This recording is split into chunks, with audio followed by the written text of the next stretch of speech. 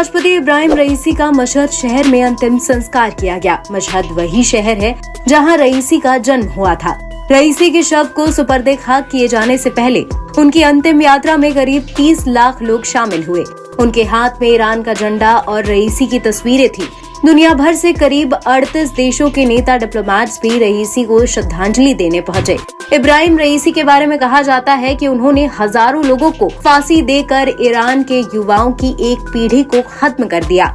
यही नहीं, रईसी ने राजनीतिक कार्यकर्ताओं की एक पीढ़ी को भी खत्म किया है जो संभवतः सत्ता का विरोध कर सकते थे। और कहते हैं कि इतिहास कभी किसी को माफ नहीं करता। ईरान के राष्ट्रपति के हेलीकॉप्टर हादसे में मौत के बाद कई तरह के सवाल खड़े हो रहे हैं। हेलीकॉप्टर हादसा था या साजिश? सबसे बड़ा सवाल यही है। ईरान के राष्ट्रपति के चीफ ऑफ स्टाफ ने हेलीकॉप्टर क्रैश के आखिरी समय की जानकारी दी है। इस हादसे में ईरानी राष्ट्रपति इब्राहिम रईसी और विदेश मंत्री मारे गए। भयानक कोहरे के कारण कई घंटों बाद क्रैश हुए हेलीकॉप्टर को खोजा जा सका।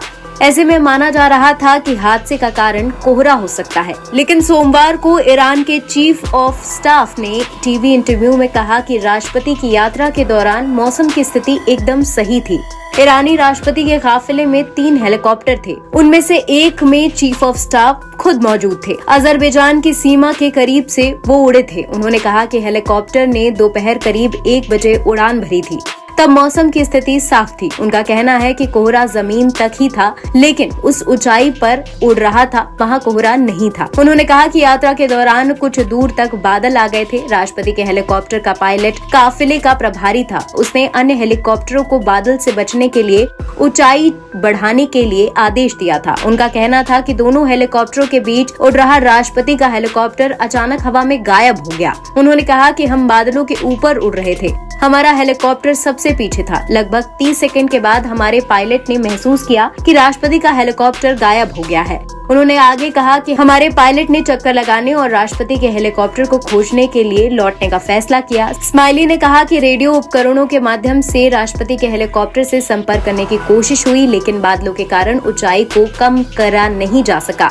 उनके हेलीकॉप्टर ने अपनी उड़ान जारी रखी और पास के ही तांबे की खदान में उतरा। उन्होंने कहा कि कुछ देर बाद राष्ट्रपति के पायलट के सेल फोन पर फोन किया गया तो उसने फोन उठाया। ये नमाज के दौरान के इमाम थे। उन्होंने कहा कि उनकी हालत ठीक नहीं है और हेलीकॉप्टर क्रैश हो गया है।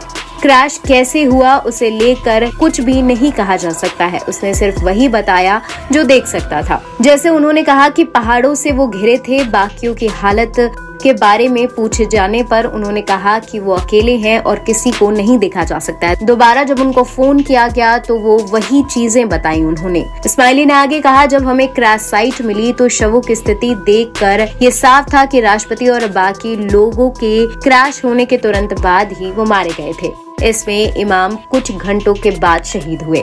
हंगामा टाइम्स की तमाम खबरों को देखने के लिए हंगामा टाइम्स को सब्सक्राइब कर लीजिए और बेल आइकन दबा लीजिए। अगर आपको ये वीडियो अच्छा लगा हो तो लाइक बटन प्रेस कर अपनी प्रतिक्रिया हमारे कमेंट बॉक्स में देना मत भूलें।